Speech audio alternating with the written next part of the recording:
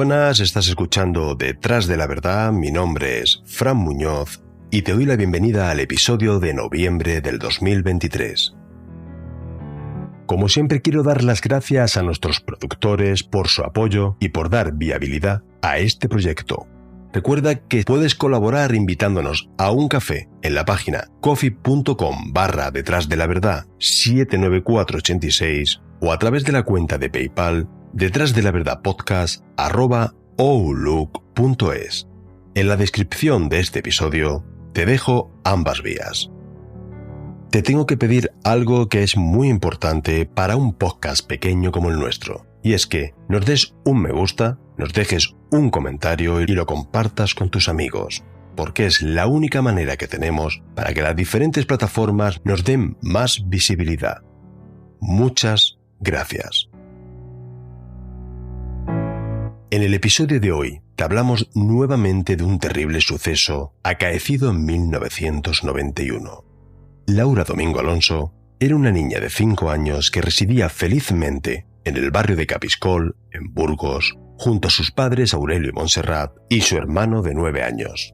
El 8 de abril de 1991, el día antes de su 6º cumpleaños, Laura jugaba en el barrio junto a otros amigos, en la calle San Samón al lado de su portal, después del colegio.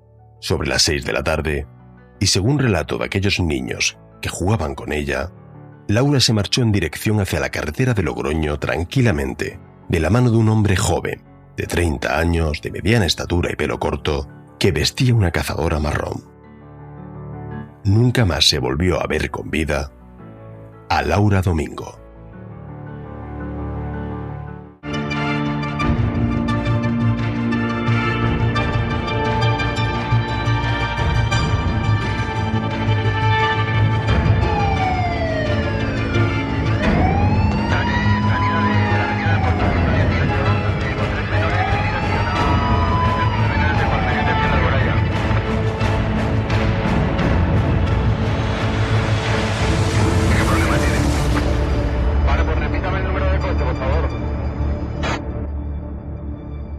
Detrás de la verdad. Un recorrido por la historia negra de nuestro país.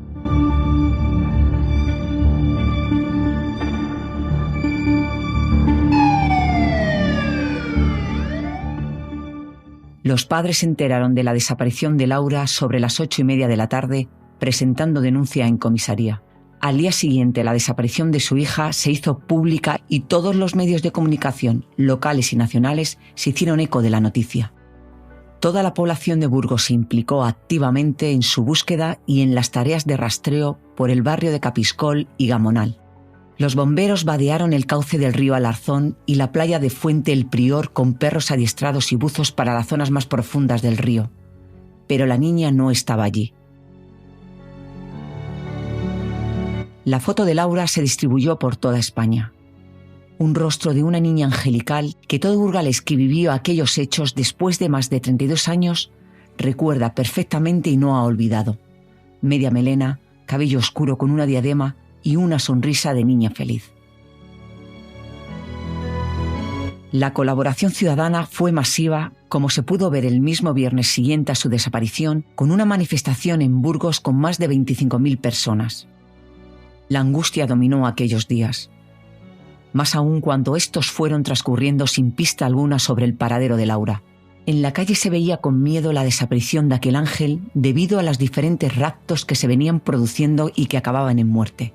Recordemos el caso de febrero de 1991 en Huelva de Ana María Jerez Cano, del que ya te hemos hablado en este podcast, o el crimen de Sonia González Herrera en Plasencia. 20 días después de la desaparición, se cumplieron los peores presagios. Una pareja que caminaba por el paraje de La Majada, a 400 metros de la localidad de San Medel y a 8 kilómetros de Burgos, encontró el cadáver de la niña sobre las 5:30 de aquel domingo 28 de abril, dando aviso inmediatamente a la Guardia Civil. El cuerpo de la niña fue hallado boca abajo, en posición de cúbito prono, sumergido a medias en el cauce del arroyo que discurre con poca agua, en una zona con abundante vegetación. El cadáver se encontró vestido con el uniforme del colegio que Laura llevaba el día de su desaparición, chaqueta y leotardos verdes y una falda de cuadros. En sus manos se encontraron un mechón de pelo y cerca del cuerpo unas bolsas de publicidad manchadas de sangre con cintas de vídeo en su interior y una toalla. El modo en el que se encontró el cuerpo, por su colocación, no fue arrojada, sino depositada con cuidado en el terreno. Por el estado de su ropa, recién lavada, planchada, por el aspecto que presentaba sin huella alguna de sufrimiento, sin marcas de violencia, chocó a los investigadores. Quien la abandonó en aquel paraje en ese último gesto, tal vez estaba intentando expiar su culpabilidad en los hechos.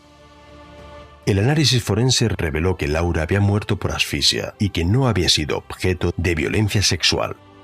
Solo presentaba unos pequeños hematomas, unos pequeños arañazos alrededor de su boca. Nadie había pedido ningún dinero por su rescate, por lo que los investigadores estaban totalmente desorientados al no tener móvil ni sexual ni económico. Sus padres fueron informados del hallazgo del cadáver de su hija sobre las 7 de la tarde de aquel domingo. Entraron en shock, necesitaron de sedación y atención médica, debido al estado en el que se encontraban y ante la imposibilidad de acudir a identificar el cuerpo de su hija, se desplazó un tío materno de la niña que fue quien finalmente identificó el cuerpo de su sobrina. 2 días después de la aparición del cadáver de Laura, se celebró el funeral en la parroquia del Salvador. Se habilitó como templo el patio de la iglesia y debido a ello se pudo dar cabida a más de 10.000 burgaleses que asistieron al acto.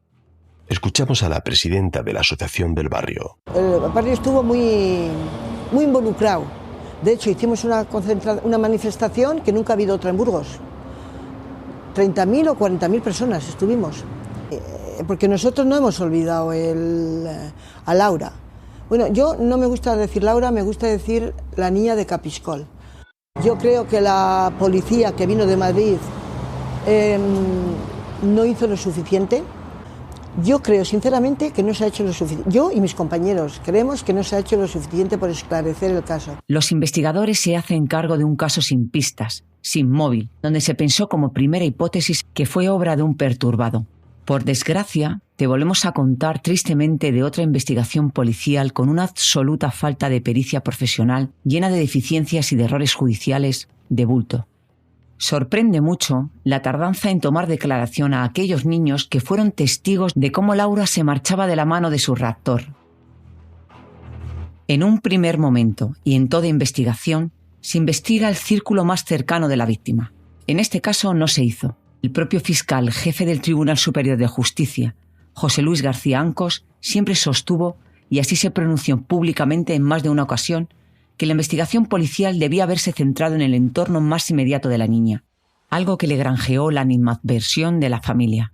Nunca se entendió por qué la jueza no hizo pruebas en el entorno familiar, y fue un grave error. Hoy cualquier juez lo hubiera ordenado aunque resultara violento.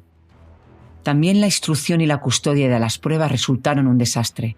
Con el traslado de un juzgado a otro se perdieron algunos vestigios, como así nos cuenta el abogado de la familia de Laura, Pedro Torres. Desafortunadas porque la investigación no avanzaba. Bueno, en un principio porque el propio juzgado que asumió el asunto, que fue al que no le correspondía competencialmente, y por eso se trasladó al otro juzgado, y en ese traslado pues hubo una serie de circunstancias desafortunadas, como fueron la pérdida de determinados objetos que en el traslado pues se debieron de extraviar. Las muestras efectuadas de ADN al mechón de pelos encontrado en una de las manos de Laura nada tiene que ver con las pruebas que en la actualidad se practican. En 1991, en el primer análisis que se hacía de un resto, quedaba destruido e invalidaba futuras pruebas posteriores que se pudieran efectuar. Dichos análisis no arrojaron información determinante y solo estableció que dicho mechón podía pertenecer a la rama materna de la víctima. Tras las primeras investigaciones, se cierra el proceso sin encausados en diciembre de 1991. Se mantuvieron las investigaciones en semisecreto hasta que en 1993 y sin la aparición de ninguna prueba que pudiera esclarecer la autoría del crimen, el juzgado acordó el sobreseimiento y el archivo provisional de la causa. En 1999, uno de los principales investigadores ascendió a inspector y ante la ausencia de pruebas propuso hacer algo diferente, cambiar el método deductivo y aplicar un método inductivo en la investigación policial.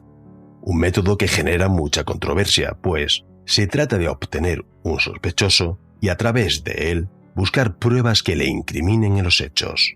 Así como en aquella primera hipótesis que se planteó, se pensaba que podía ser obra de un maníaco que no estaba en sus cabales, la policía se hizo con una lista de pacientes con problemas mentales por la zona con rasgos de personalidad que pudieran encajar en el perfil del asesino de la niña e investigarlos uno a uno. ¿Cómo se hizo la policía con aquella lista y qué especialista de salud mental podía haber colaborado en su confección? Se desconoce y posiblemente nunca se sabrá.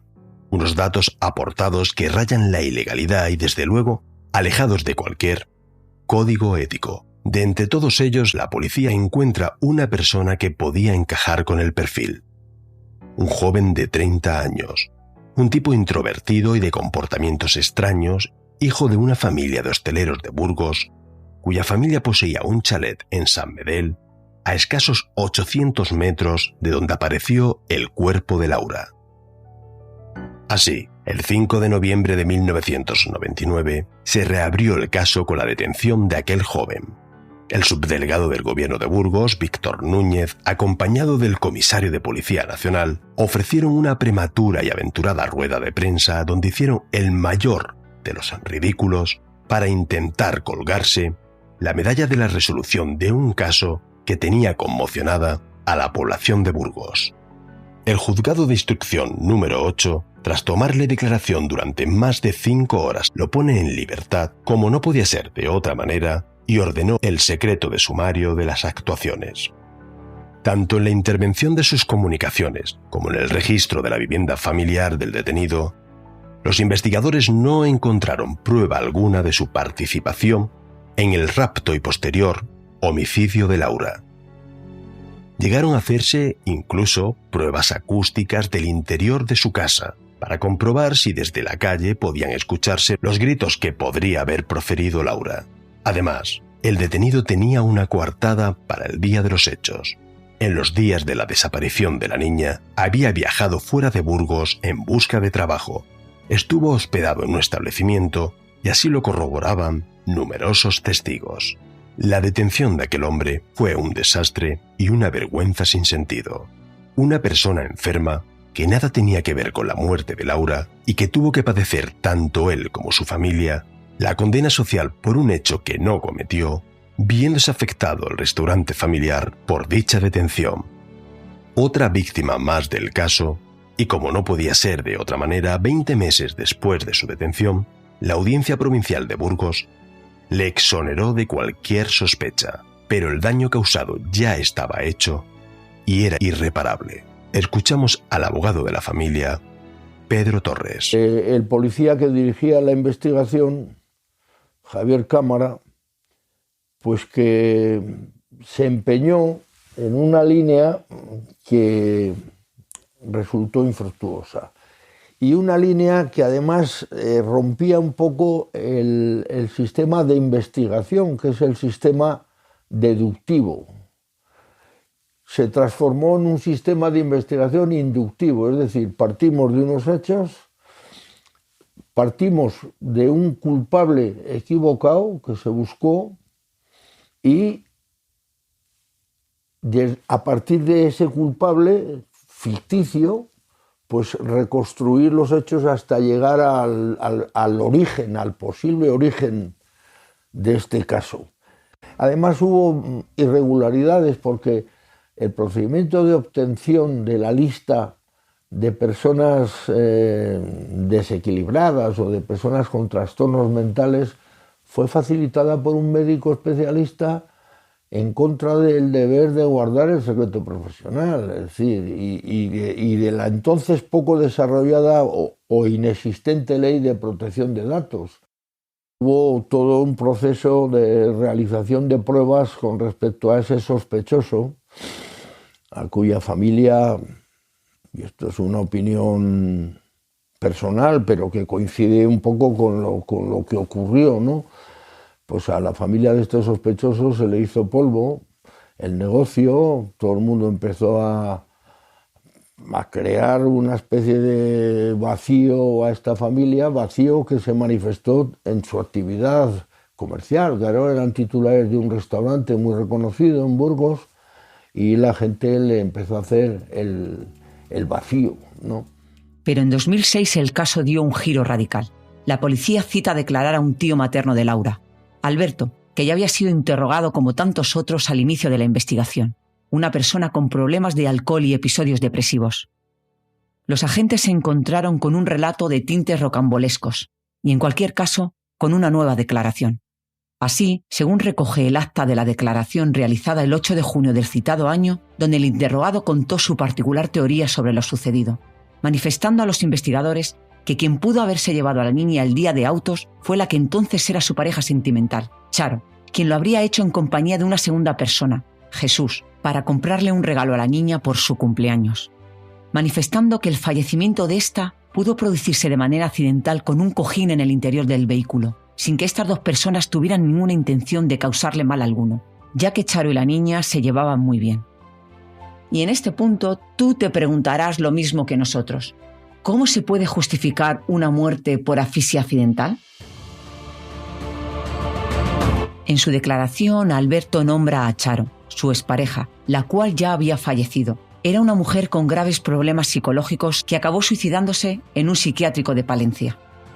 También involucró en los hechos a una pareja amiga de Charo que residían con ella en el mismo domicilio, Marta y el tal Jesús, alias Toño, que la ayudaron en la posterior ocultación del cadáver. Charo no podía tener hijos y estaba encaprichada con Laura. Alberto llegó a elucubrar sobre la posibilidad de que, tras una presunta muerte accidental, el trío hubiera conservado el cuerpo de la criatura en un halcón congelador del piso que compartían en el Hondillo.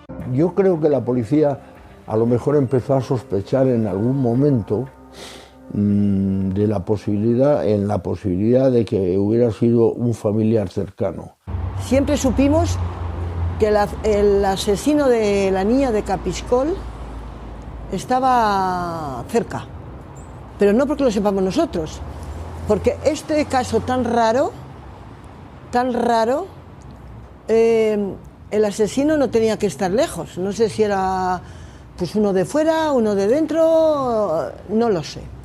Citaron al tío de Laura, a que la policía citó ya un poco a la desesperada, diciendo, bueno, vamos a ver, danos una versión que según tú haya sido la que haya envuelto la situación, es decir, ¿hasta qué punto tú estás implicado en este asunto?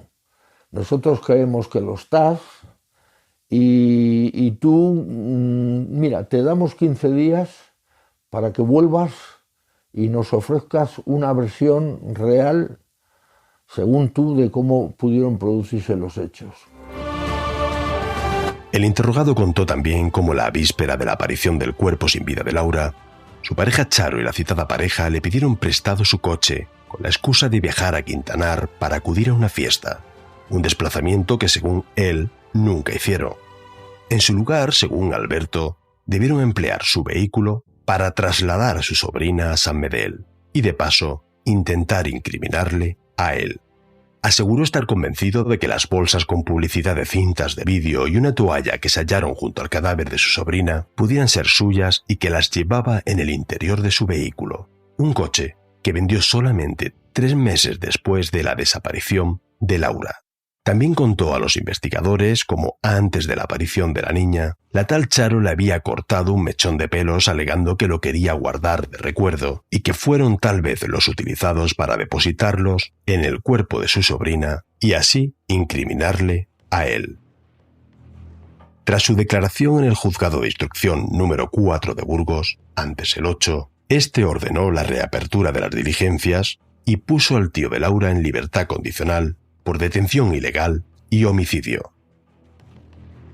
Un año más tarde, en 2007, el Juzgado de Instrucción número 4 de Burgos lo cerró al no encontrar pruebas incriminatorias.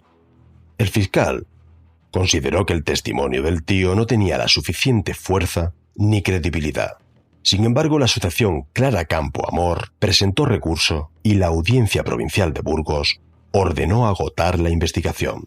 Se solicitó una evaluación psiquiátrica del tío materno de Laura y se llevó a cabo un careo entre este y las otras 2 personas que incriminaba, los compañeros de piso de Charo, que citó en su declaración.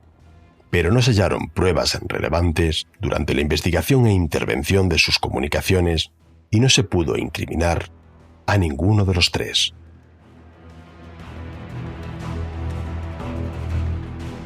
El resultado del análisis psiquiátrico de Alberto reveló una inmadurez mental y la fuerte dependencia hacia su madre. El dictamen forense dice de forma textual que nunca se ha enfrentado a su madre y que cuando piensa hacer algo siempre se pregunta por cómo le va a parecer a ella o lo que dirá.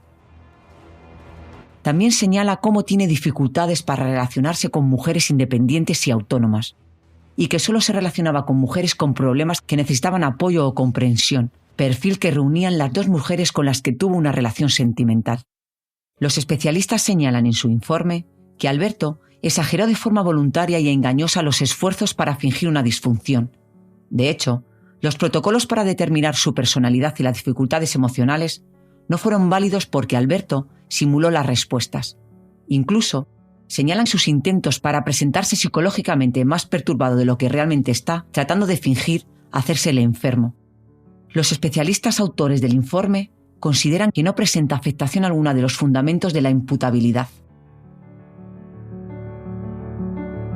En diciembre del 2015, con el fallecimiento del tío de Laura, el juzgado ordenó el archivo de la causa, aunque el caso seguirá abierto hasta su prescripción en el 2029. Yo creo que la familia, en un momento dado, si en un principio ejercieron tanta presión sobre la autoridad judicial, sobre el fiscal, sobre la policía, tal, para que se esclareciera, se fue atenuando a medida que, pero es una suposición mía, empezaron a ser conscientes de que alguien dentro de la familia tenía o tuvo algo que ver con los hechos.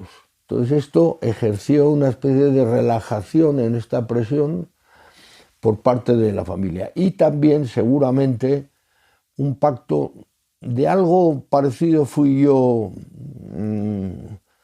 Estuve presente en la situación que describo porque los propios padres pues decidieron no seguir con el impulso de la denuncia, de la investigación, seguramente porque intuyeron también que alguien dentro de la familia, claro, era la familia de la madre, lo cual produjo, yo creo, que un pacto entre el matrimonio, que era un matrimonio que tenía unas relaciones extraordinariamente buenas, pues en el sentido de decir, bueno, vamos a dejarnos ya por el bien de nuestro matrimonio, yo voy a olvidarme, diría el padre, de la implicación de tu familia o de alguien de tu familia en los hechos, vamos a hacer tabla rasa de la situación por el bien de nuestro matrimonio.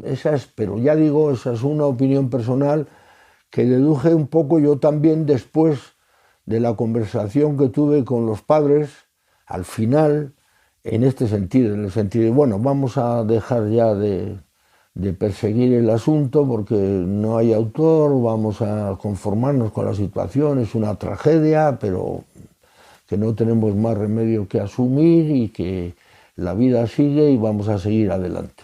Ese es un poco el desenlace que yo creo que se produjo en el meollo, la situación interna de la familia, ¿no? Haciéndonos eco de uno de los abogados que más de cerca vivió este caso, hoy te hemos relatado unos hechos que fueron un despropósito desde el principio y que cuando la investigación tomó otro rumbo, ya fue demasiado tarde para conocer qué fue lo que verdaderamente sucedió. Un caso muy doloroso, como siempre que la víctima es un niño. No hay dolor y no hay palabras para expresar lo que se siente. es que, por extraño que te parezca, así fue como sucedieron los hechos. Y es nuestra obligación recordártelos para que nunca se olvide en memoria de Laura Domingo Alonso. Por desgracia, tristemente nadie pagará por la muerte de esta criatura. Hasta aquí el episodio de hoy. Es un placer haber compartido estos minutos contigo. Quiero darte las gracias por tu interés, por haber compartido algo tan preciado como tu tiempo con nosotros y por acompañarnos hasta el final. Te pido encarecidamente, y es muy importante, que si te ha gustado, le des un me gusta, nos dejes un comentario y lo compartas con tus amigos. Antes de finalizar, también mandar un fuerte abrazo a todas y todos los componentes del grupo de Telegram, al que te invito a que te unas ya si no lo has hecho. En la descripción de este episodio encontrarás el enlace. Recibe un fuerte abrazo de Carmen y mío. Como siempre, nos vemos el primer lunes del próximo mes y recuerda, no te olvides de intentar ser feliz.